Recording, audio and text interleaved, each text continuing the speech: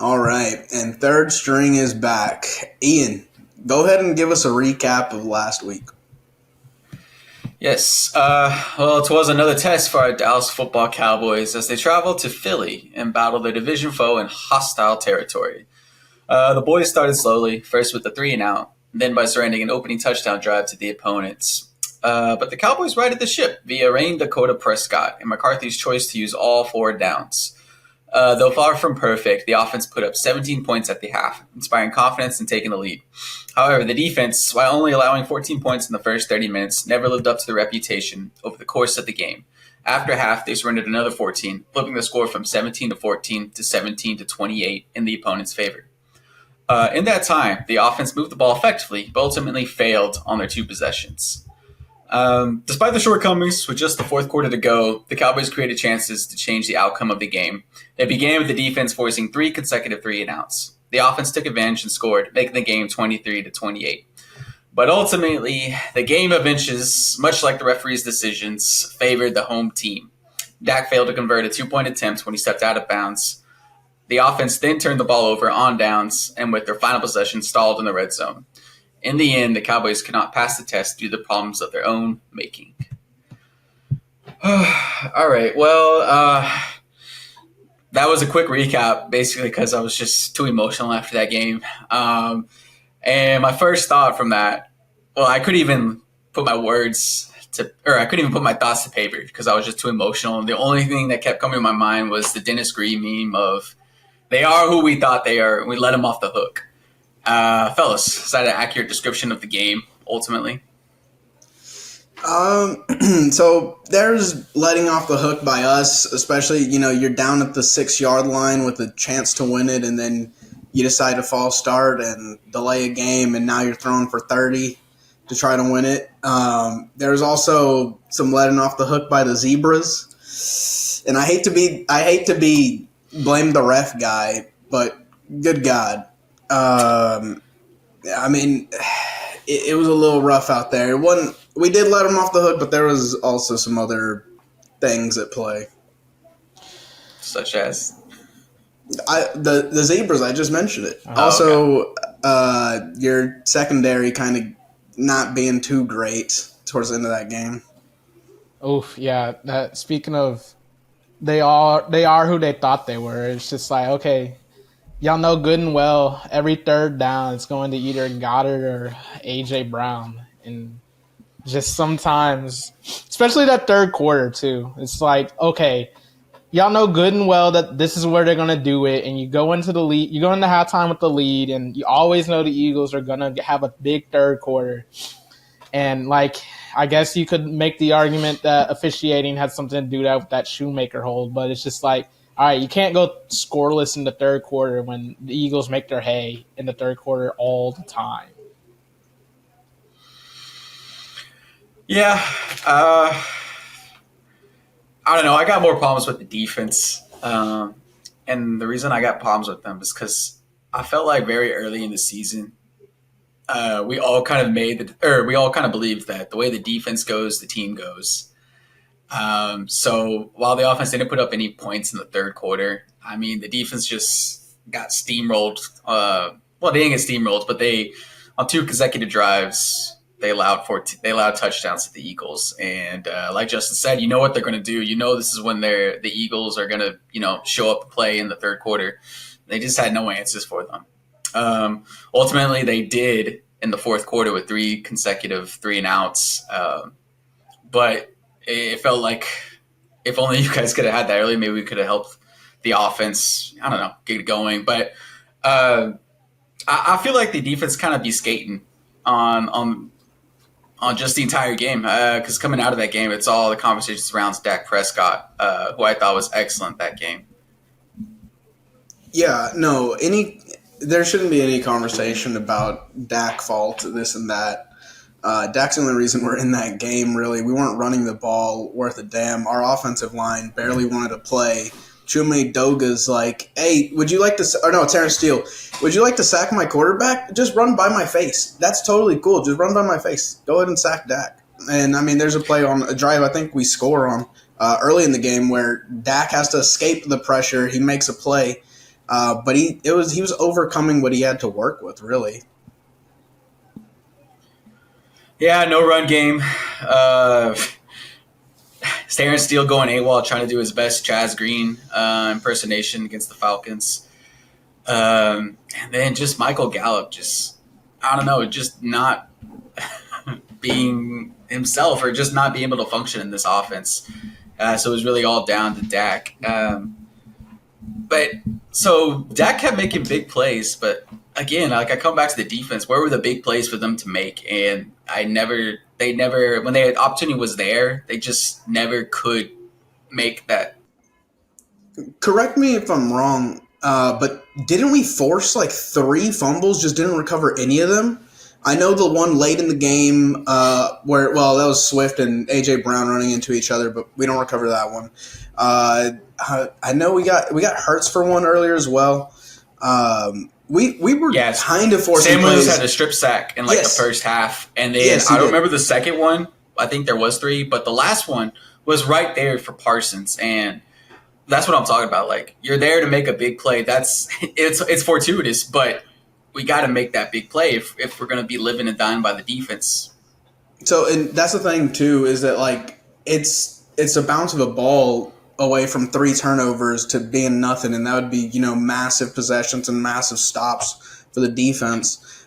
So, don't get me wrong, I don't think they played well, but God, you're right there. Like, it's so close to going your way. So they definitely got to step it up, especially the secondary, man. Like we were saying, where the ball's going. Heck, they got Devontae Smith involved on that deep touchdown to the left side as well. But Jesus, the secondary was pretty rough. I got a question for both of y'all. I guess I know we've been harping on the negatives, but seeing the positives of the game, the offense was able to move the ball kind of at will outside of the third quarter. But I guess they just didn't finish in the third quarter. Well, Justin, yeah, if I can support you real quickly, they had a holding penalty on their first drive in the third quarter, and that was the Dottle run, and that backed them up like, I don't know, 1st and 15. And I think they got a sack, and then the second one they just.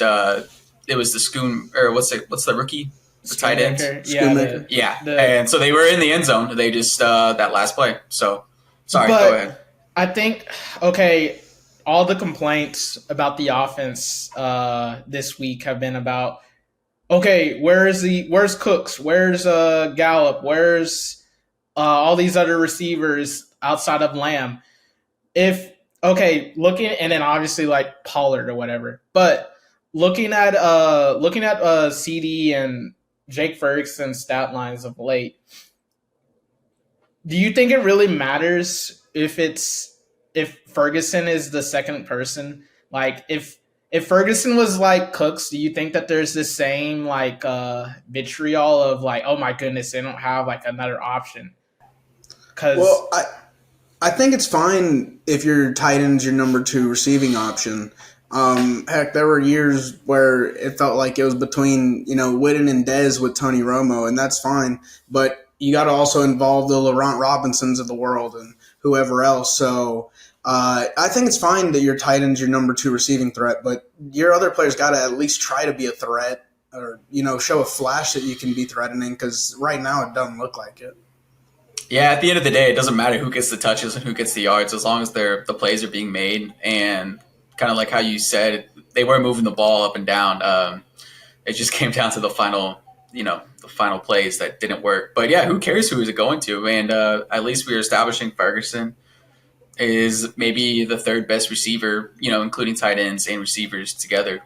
He's the 3rd best option. Well, and I know McCarthy was testy about it because I guess I don't know what availability they asked him about him and like Cooks and all that, and it was just, he was like, well, put up like 300 plus like yards of passing offense. That's good offense. So it's just like, okay, yeah, I get his point that like, what does it matter? Like, if those stats were going to Cooks, like would people be all like up in arms if like Cooks walked away? Well, what did Ferguson have? Like 7 catches for like 90-something yards or like 80-something yards? Like, what's the point? does it really matter if that's who it's going to? If No, it someone's making a doesn't. play, It Yeah, no, really it doesn't. doesn't. There's obviously. I think there's a lot. There's more important issues to address on the offense than Cook's not getting his touches because, Well, like you said, the plays are being made. dude, Dallas media is kind of weird, man. Like, let's say every Ferguson touch goes to Brandon Cooks, then they're asking him, why didn't you use any of your tight ends? Like, that's just how it goes. They're just going to always want something they didn't get. but like, I don't think that I don't think they would care if Ferguson wasn't getting touches. There's just Ferguson's been like this playing well this year, perception. though. Oh, I know, and that's why I think the question should be asked. Like, okay, well, what does it matter if he's gonna actually catch the ball? Which, granted, he had 2 drops that game, but if he's gonna actually consistently make the play on like key downs, who cares? Like, I don't know. It's just I feel like it wouldn't be like a question if this was like Witten or dare I say even Schultz. Like if that was like the uh, who was coming of age to be the second go-to option. So I really don't really see the whole like okay yeah maybe Cooks isn't gonna be what y'all thought it was gonna be, but like if Ferguson's gonna give me that type of production at least like 60% of that every night, why not? Yeah, to me, Cooks and oh, I want Gallup to step up more. I was going to bring him up, but Cooks is like he's a once every quarter I'm going deep to you or like, but he's not a I'm gonna hit you 8 times a game type receiver, and not in this offense right now. Yeah, I just go with Justin's point. I mean, the yards are like McCarthy said, 300 yards on offense. What are we complaining about? Who cares who's the name it goes under? Let's just pretend like it's college football and who just say the numbers with the numbers. Who cares about the players? But speaking of Michael Gallup, Well, I have a real quick question. Just last question on that topic. Do they ask that question if we score at the end of the game? There, are they wanting more Brandon Cooks touches if we I do? think they do. Okay. I think we're seeing. I guess this kind of comes to play personnel, and this is the big problem with Michael Gallup. Now we're seeing his touches get reduced. I don't have the numbers in front of me, but it seems like Tolbert is seeing more reps, and I think it's been working out well. Tolbert seems to have a good connection with Dak on a couple scramble plays. Gallup's head just seems kind of lost with the drop pass, and it just maybe seems a little short of confidence. But also, who seems short of confidence is Terrence Steele. This goes back to our play personnel department of investing in these guys off of injuries, and we're seeing them, and Tony Pollard too, just show up a little short. So I guess a question for you guys, true or false, is Dak Prescott good enough to overcome this player personnel shortcomings? Or Dak Prescott is good enough. I don't think that's like an absolute always true, absolute always false. Because I mean, we've seen him do good, even though like the line has let him down. And then we saw yesterday where, like you said, Terrence Steele decided to do his Chaz Green impression.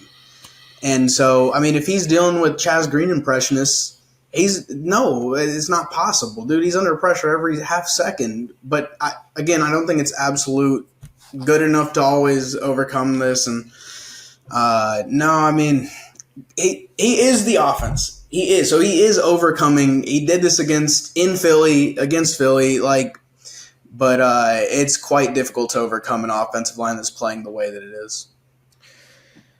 I think as long as they keep force feeding CeeDee Lamb, things will even out, and you'll always have a shot in the end because the way they've been using him at least the past 3 weeks, that man's to Schottenheimer's point during his availability.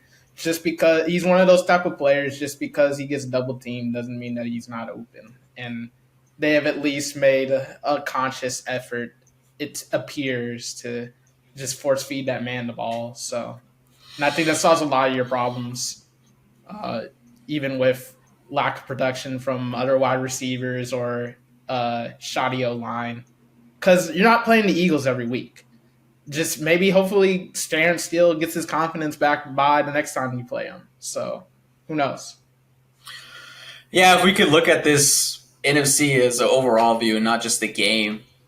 I don't think there's a better defensive line or defensive front than the Eagles have in the NFC. I mean, we will play the Seattle in 4 weeks, and then we will play the Lions next. I think outside of San Fran, those are the other best teams in the NFC.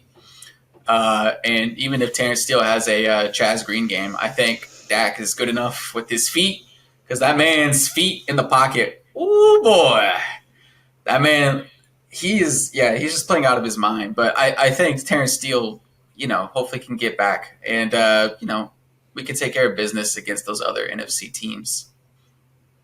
All right, that first segment, too much of down in the dumps. Now I think it's time for a celebration. And thanks to that type of celebration, the Raiders, finally got that stank out of the building. And they were able to toast up to a nice win on Sunday, especially in that locker room video. Max Crosby didn't lie. What did he have, 3 sacks? He told him to come show out. He said he was going to show out. But such a minuscule game in the grand scheme of things. But since we're all apparently the Raiders are our third favorite team on this podcast, what are our thoughts? Well, okay. Hold on the third favorite. I think it only started after they fired Josh McDaniels. That was a miserable franchise. What? You were interested in the Jimmy G-led Raiders? We've always been – me and Ian have always been hardcore Raiders supporters, I believe. I guess I get outvoted 2-3. But I will say, seeing them celebrate in that locker room, I don't think anyone should complain at all. Hey, get ready for this. Call it right now. This is why they're losing, because they're worried about the wrong shit. In the locker room, they're playing basketball. Fucking run the right route. Catch the ball. Come on. Catch that shit. Catch that shit. Come on. Come on. Hey. I know there are going to be people upset. They're smoking cigars after one win in the regular season. But the relief you could feel in every single player on that roster. Clear and Antonio Pierce, good for him getting his first win as a head coach. I saw Devontae Adams have a calmer demeanor this week. That's good for them. I'm happy. Bro, yeah, let's just not get it twisted. They're not celebrating a W. They're just celebrating that man being gone from the locker room. That idiot in his visor out of here, bro. That's the only thing that really matters. And I don't know if this is my third favorite team to watch, but I mean, it's the Raiders. They're a fun organization. Well, fun team with the players they have there. Jimmy G. Who really cares, bro? Let's just celebrate an NFL franchise getting rid of a dramatic head coach or over dramatic head coach. That's what we're really celebrating this week. Well, any team that employs Marcus Peters is a team of mine. But nonetheless, Peters' former team, the Ravens, arguably the second favorite team of this podcast, in my opinion. I don't think that's arguable. That's clear. Beat up on another NFC contender, so to speak, this time around with Seattle. Ugh. Get out of here, bro. Like the Ravens, either they live up to the Ravens gonna Raven slogan by just choking away leads and making it tight, or they blow out contenders. Like there's no in between. They play the Lions and beat the hell out of them. People see Seattle making a move for old Leonard Williams. They're like, okay, maybe they got a shot in the playoffs. Maybe they're gonna do something. And then the Ravens just stomp on them. Man, I know you got another Lamar fumble in there at one point again. That's a classic. He's always gonna get stripped for one. That happens every game. But it's a guarantee, bro. It's a guarantee. But the goal line touchdown machine, Gus Edwards is there. Hey, man. Mitchell, the running back, Keaton Mitchell, goes off as well. Who's this guy? Where'd he come from? He's dominated. I guess the trade for Seattle to show how serious they are to the NFL. I guess that motivation lasted, I don't even know, not even 6 days. So, all that talk about trading and blah, blah, blah, and you get smacked. So let's see if they can rebound with another trade. Oh, wait, the deadline's over. So, but yeah, shout out to the Ravens, bro. Still doing what they're doing by fumbling, but another nice W. Dare I say the best team in the league right now? What? I won't No. go there. What? The best team in the league after they beat a team that you said wasn't even that good. You didn't believe in Seattle? Well, look at the Ravens' record, bro. Who's better than them? Oh, by Not record. record-wise. Well, Philly has a better record than them Yeah, if I we're know, doing by but like, record. who's better than that? Who's played better than Baltimore of late?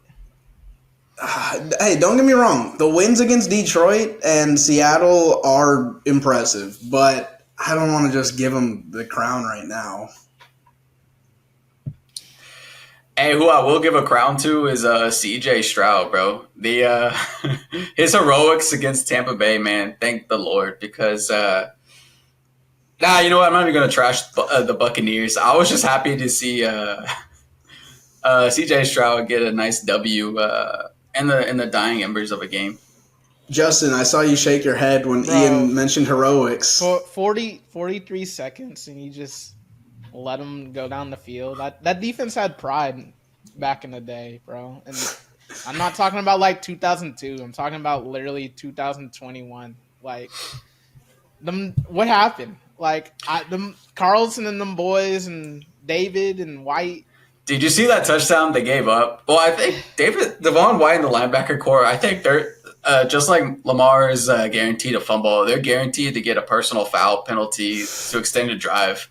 But on the last play where they threw a touchdown, well, one of the last plays where CJ threw that touchdown, you just see Carlton throw his hands up, and as the safety, what's his face, Michael Pittman Jr.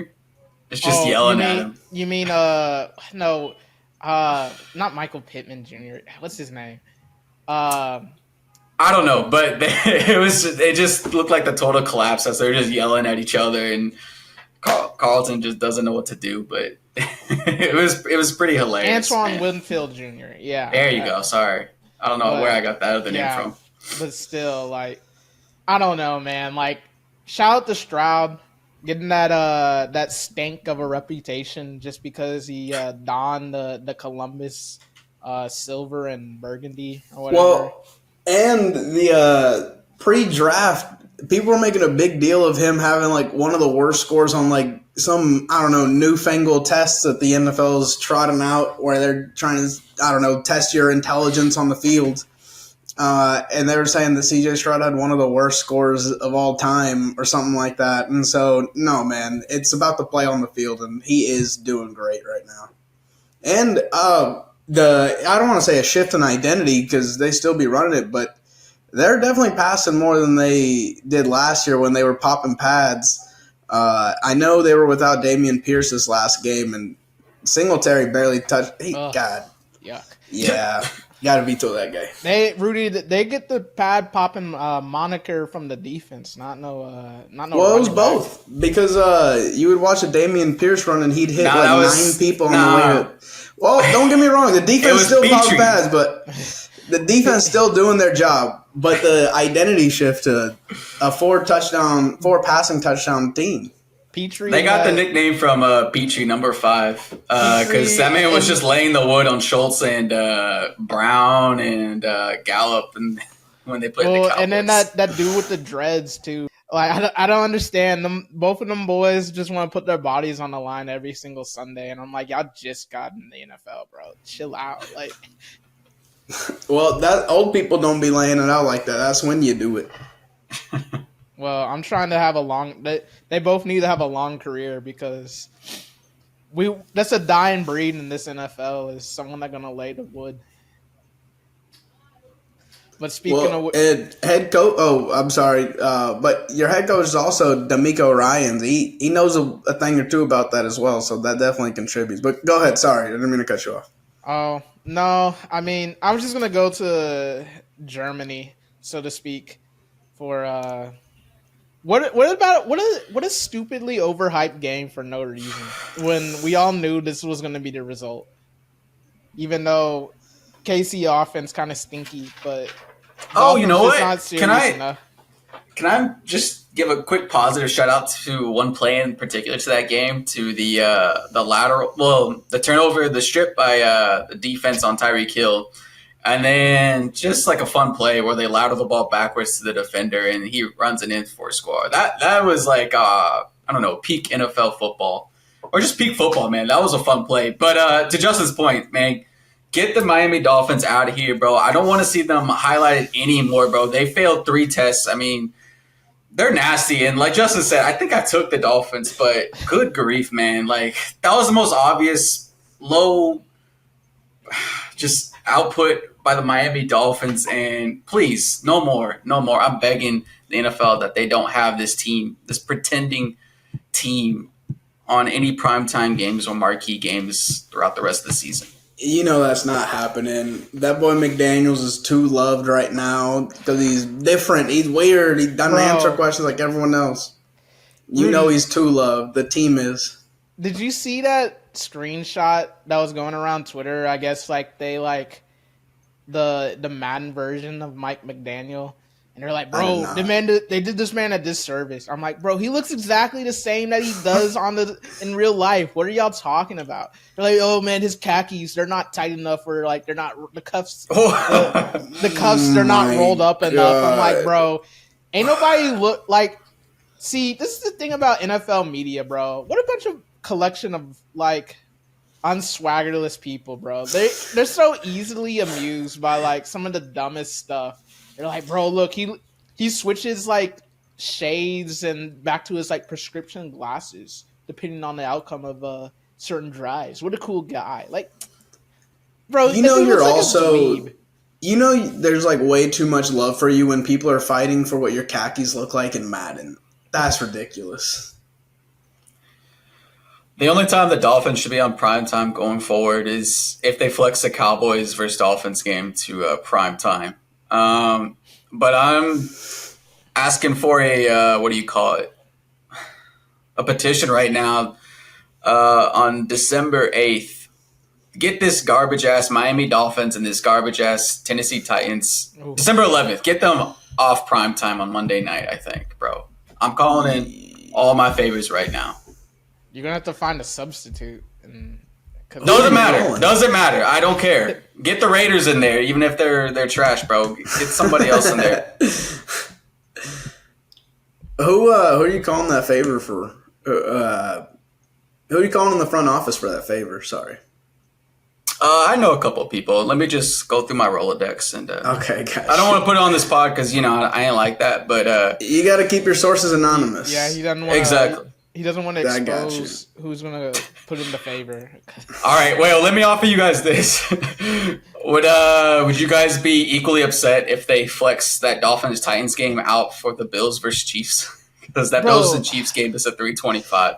They're on primetime way too often. Who's on the Sunday night game? Okay, right now it's Packers and Giants, but this is a Saturday-Sunday weekend of NFL football, so... I mean, but okay. There's really no good option, my man. KC Buffalo's on a Sunday, or is it on a Saturday? That's a Saturday 3:00 game. Oh well, and then the Cowboys Eagles is a Saturday night. What? Hold on, bro. And like December 11th?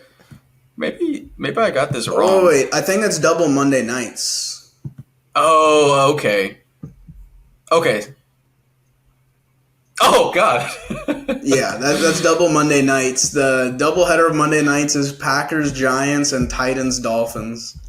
What? Bro, they just hate that man, Troy Aikman. They're giving him all the stinkeroos. What is this? Why is it so early? Why is it so early, too? Like, I get it, like, during the whole, like, Christmas season, they be doing that. In between Christmas and New Year's Eve. But, like, why in the middle of December? Beyond me, bud. I don't know. I'll ask a couple questions though when I'm on that call. Chief knows a guy. Ian, you should have been putting in these calls when the schedule got released, bro. Too many bits going on with this, bro. We got another Germany game this week, and it's like, bro, I'm so sick of 8:30 football. Like, get it out of here, cause. Well, you don't need to watch it. It's Colts and Patriots. I will say, well, still, like, I would at least have an idea what's transpiring. Like, there's better things going on across the pond. Now it's time for everyone's favorite segment, the Pick'em segment. Hey, Ian, why don't you tell us how we did last week? Hey, Wheezy, I got you. So yeah, let me just get it over quickly. Your boy finished last, only 5 wins. Rudy was 6, and Justin on top with 9. So, according to my calculations, that means Justin and I are now tied at 57, and Rudy at 49. Back to you. Okay, I can make that up. In fact, I'll start right now. I think I say that every single week. All right, and we're gonna start with Thursday Night Football. Or we got the Carolina Panthers traveling to Chicago to take on the Bears. The spread right now is Carolina plus 3.5. Who you got? Yeah, after that Bryce Young performance last week, give me Chicago because that was horrendous. What's the line? 3.5. Plus 3.5 to Carolina. Carolina Panther. Yeah, give me that Bears. It's a clean sweep for the Komet Badgets. Moving on to the German game, where we got the Indianapolis Colts and the Patriots both traveling to Germany. The spread right now is plus 2 to New England. Who do y'all got? I guess the question is, does Bill Belichick's hatred of the Colts strong enough to overcome Mac Jones's trashness? I say yes. Give me the Pats. Give me the mustache again, I suppose. I'm going against my mustache brethren. This might be bad news for you, Chief, but I'm taking New England. Moving on. Moving on back to America, where we have the Cleveland Browns taking on the Baltimore Ravens. The spread is currently in Baltimore, I should say. You got Cleveland plus 6.5. Bro, that's way too big for Who those you two got? teams. Baltimore is going to win, but Cleveland will cover. Wow. This man clearly doesn't think they're the best team in the NFL. Bro, Unlike your boy, I do think the Ravens are the best team, and I do think they will cover. Give me the Fighting Lamar Jacksons. How many of these games have you seen to think that this is not going to be a 3-point Enough, game? my friend. Enough. It's an AFC Yeah, I North think game. I think Baltimore only blows out NFC contenders, so I'm gonna have to go with Cleveland to cover on the road. Moving on, we have the Houston Texans traveling to Cincinnati to take on the Bengals. The Texans are plus 6.5. Who you got? Can I just say, I know we're not really a betting podcast, but that was a bad beat last week in that Texans game, which flung it in Justin's favor.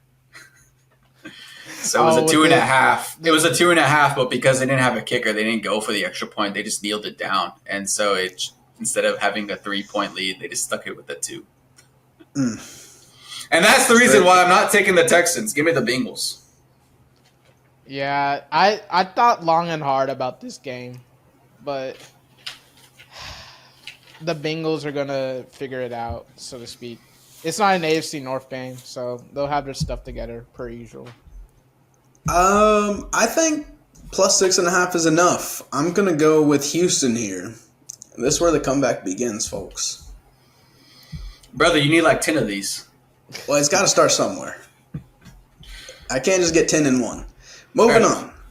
San Fran, they're traveling to Jacksonville to take on the Jaguars. The spread right now is Jacksonville plus 3.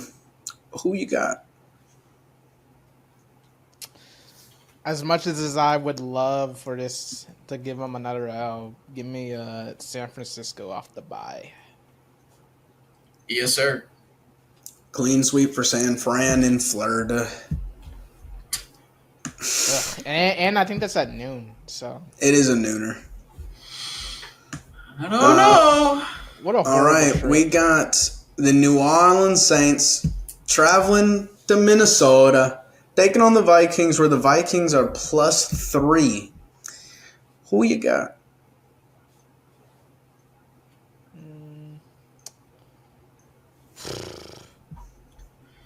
It's Uh, another miracle in Minneapolis. Give me the Vikings. I'll suppose I'll go with New Orleans. I'll take Josh Dobbs in that one. Uh-oh. Moving on. We have the Green Bay Packers traveling to Pittsburgh to take on the Steelers. The Packers are spotted 3 points. Who you got? Give me the Steelers. This is a nice uniform matchup. Yeah, give me the Steelers. All right, here's another one where I make the comeback. Give me the Packers. This is either going to go very well or very awful for me. And now, your Tennessee Titans are taking on Tampa Bay. What are you talking about? I don't know what I'm doing. In Tampa, where Tennessee is given 1 point. Who you got?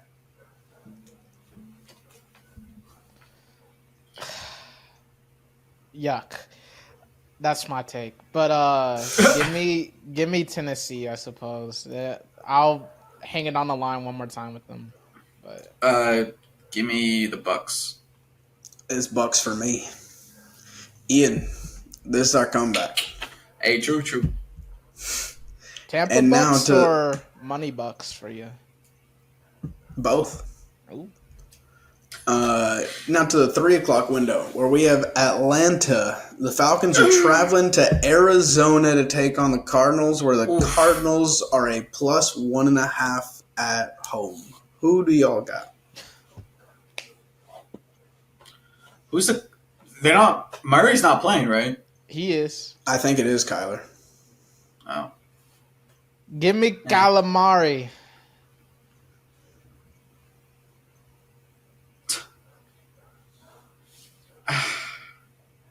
Rudy, go ahead.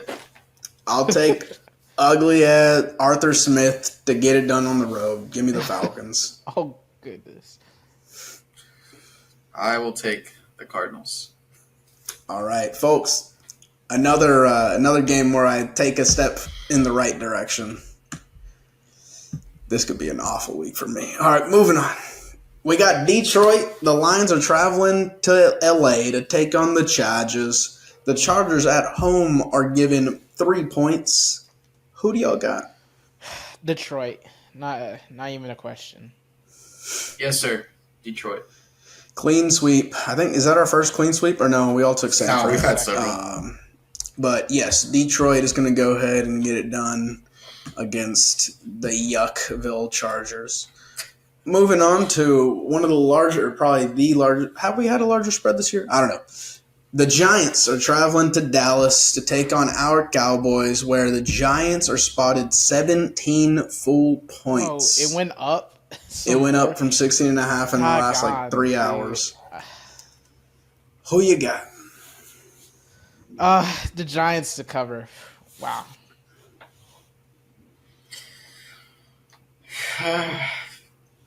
Bruh, give me the Cowboys. Dude, 17 is so much, but I do foresee them boys getting it done. Cowboys. Ian, you're doing great this week. I said that last week, though. So, the Commanders are traveling to Seattle to take on the fake Seahawks. Right now, the Commanders are given 6.5 points. Who you got? The Washington Bowl. Huh?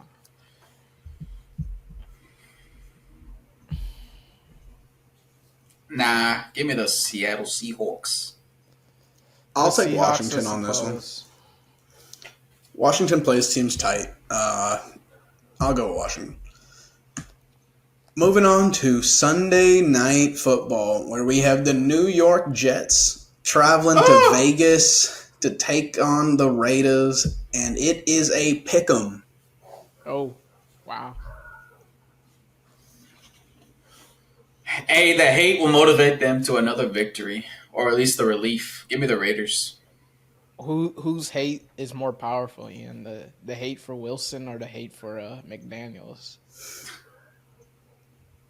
Well, see, it's two different things. The hate for McDaniels will power them to a victory, and the hate for that other guy will make the Jets lose. Yeah, give me Las Vegas. That I I can't should have talked believe to you they the didn't other beat. way. I couldn't believe they couldn't beat the Chargers.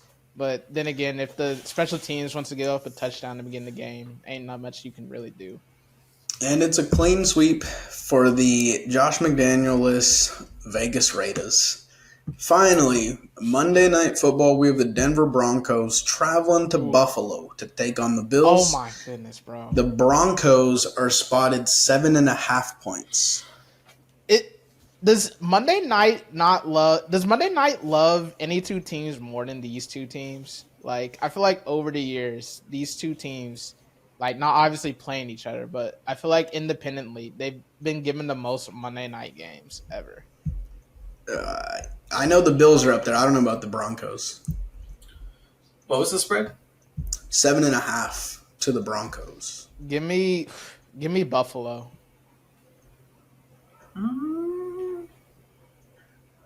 Don't even think about it. Go ahead and think about it for a second. No, you wanted the Broncos. Come on. All right, clean sweep for the Bills. Way to go, Justin. We could have had a free one. Bro, that's been so nasty. But I'm telling you, they hate Troy Aikman, bro. anything else? Nah. This guy.